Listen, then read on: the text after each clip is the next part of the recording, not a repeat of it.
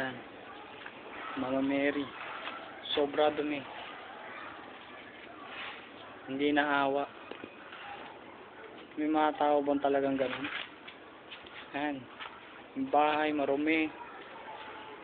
Di man malinisan. Sobra. Yung gate. Yan.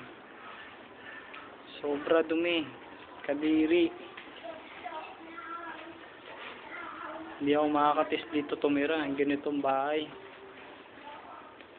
Sana yung tumira dito, naisip na linisin. Hindi. Pinabayaan nila na ganito. Walang malasakit sa bahay. Umuupa lang naman.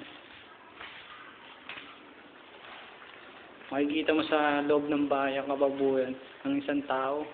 Ganito pala.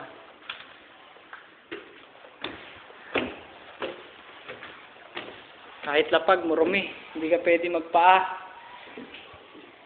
Kailangan magtsinilas ka, hindi. Makakurin mo lahat ng dumi. Sirang pinto, switch, bintana, doorknob, kahit banyo, kahit bowl, hindi pinatawad sirain. Grabe yung mga taong tumira dito. Hindi naawa sa bahay. Hindi naawa sa may-ari. Sana na malasakit. Mababae pa naman ang tumira. Sayang. Grabe, kahit banyo. Hindi pinatawad. Ganito ba? Kahit kisame. Hindi pinatawad sirain. Hindi pinaayos.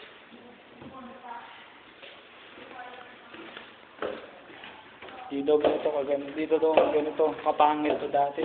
Maganda. Pero ngayon sa nakikita ko, sobra. Parang hindi na to bahay. Dahil pa na squatter ang tumira dito. Buti pa squatter, pag pumasok ka, malinis. Eh dito, daig pa ang squatter ang tumira. Parang hindi nakapag-aral. Parang hindi makababae. Grabe dumi.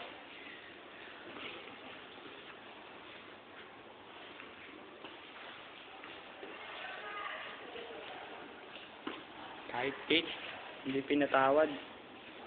Labas.